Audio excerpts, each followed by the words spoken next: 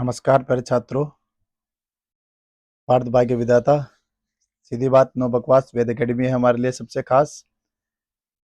आज BSTC class के अंदर सबसे पहले हम सिलेबस के ऊपर डिस्कस कर रहे हैं, क्योंकि किसी भी तैराक अगर कोई भी तैराक तैयारी करना चाहता है तो वो पानी की पहले थाह लेता है कितना गहरा पानी है। तो ये सिलेबस आपकी लिए एक प्रतियोगिता में गहराई का मापन है। तो सबसे पहले अपन मोटा मोटा एक बार देख लेते हैं कि कैसे क्या है। आपके देखिए, खंड अ, खंड ब, खंड स और खंड द, 4 खंड है, जिनके अंदर खंड अ में तो मानसिक योग्यता एंड मेंटल एबिलिटी है, खंड ब में राजस्थान जीके है, और खंड स में टीचिंग एप्टीट्यूड शिक्षण अभिक्षमता है, और खंड द में अपन मानते हैं लैंग्वेज। सारे लैंग्वेज आपके खंड द के अंतर्गत अपन मानते हैं। तो ये सारी लैंग्वेज आपके खंड द में है। इस तरह से अपन वर्गीकरण करते हैं। आगे अपन देखते हैं कि हर खंड आपके 50 नंबर का है, और हर 50 नंबर की 50 क्वेश्चन का है, और हर क्वेश्चन 3 नंबर का है। तो दोनों मिलाकर के आपके होंगे 150 नंबर का, यानी एक खंड 150 नंबर का है।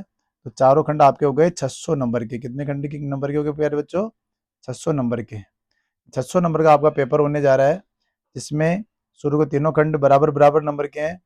चौथे खंड में, खंड द में ध्यान दीजिए थोड़ा सा।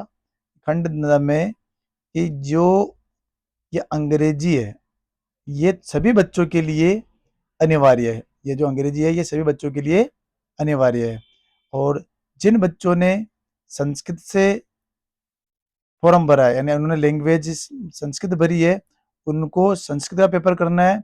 और जिन बच्चों ने हिंदी से भरी है, उनको केवल हिंदी का पेपर करना है। यानी कि जो 30 क्वेश्चन आएंगे खंड द के सेकंड चैप्टर में, उनको संस्कृत वाले को संस्कृत के ही क्वेश्चन अटेम्प्ट करने हैं, हिंदी वाले को हिंदी के ही क्वेश्चन अटेम्प्ट करने हैं। 30 और 20 50 नंबर का ये भी हो जाएगा। लेकिन फिर बात आती है कि सर, जिसने बोथ में फॉर्म भरा, एक कैटेगरी और अपने बीच में उनकी बोथ, तो बोथ के अंदर अगर किसी ने फॉर्म भरा है तो उसको क्या करना है, ध्यान से सुनिए प्यारे साथियों, कि जिसने बोथ में फॉर्म भरा है उसको संस्कृत का ही पेपर हल करना है, उसे हिंदी का पेपर हल नहीं करना है। कई बच्चे इस कंफ्यूजन में रह जाते हैं, बोथ भरा है तो हम कोई सा भी कर सकते हैं, या फिर हिंदी और संस्कृत दोनों ही करने हैं। ऐसा बिल्कुल भी नहीं है, कतई भी नहीं है। ध्यान दीजिएगा कि जिसने संस्कृत से फॉर्म भरा है वो संस्कृत का फॉर्म भरने वाला बच्चा है, तो वो संस्कृत के ही क्वेश्चन अटेम्प्ट करेगा, और जिसने हिंदी से भरा वो हिंदी के अटेम्प्ट करेगा। और बोथ वाला सिर्फ संस्कृत का ही जो क्वेश्चन आएंगे उनको वो अटेंड करेगा। अंग्रेजी के क्वेश्चन सभी के लिए अनिवार्य है। खंड द में विशेष ध्यान रखें, अगर वहां पर जब आपके क्वेश्चन आते हैं, पहले आपने अगर बोध भरा है तो हिंदी क्वेश्चन छोड़ करके आपको संस्कृत क्वेश्चन की तरफ बढ़ना है, और फिर उस हिसाब से आपको गोले भरना है। अन्यथा आप प्रश्न तो क्या पढ़ेंगे और क्या हो जाएगा, तो अर्थ का अनर्थ हो जाएगा। ये विशेष सूचना थी आपके लिए। एक विशेष सूचना और है, क्योंकि हम सिलेबस को समझ रहे हैं, तो सबसे पहले हम मानसिक योग्यता के बारे में देख लेते हैं। मानसिक योग्यता के क्वेश्चनों को करते समय आपको सिर्फ ये ध्यान रखना है कि आपको प्रश्न, यहाँ पर आपका समय इंपॉर्टेंट है। कुछ ट्रिक्स के माध्यम से करके आपको अपना समय को बहुत ही बचा करके आपको यहाँ पर रखना है। राजस्थान जीके जो कि काफी गहराई से आजकल इसके प्रश्न पूछे जा रहे हैं। अब पूरी परीक्षा का पैटर्न चेंज हो गया, तो लगता है कि शायद इसका भी पैटर्न चेंज होगा, लेकिन वीएमओयू कोटा क्या पता उस पैटर्न को अपनाए या नहीं अपनाए, लेकिन फिर भी काफी आंतरिक प्रश्न पूछे जा रहे हैं, काफी समझ के प्रश्न पूछे जा रहे हैं।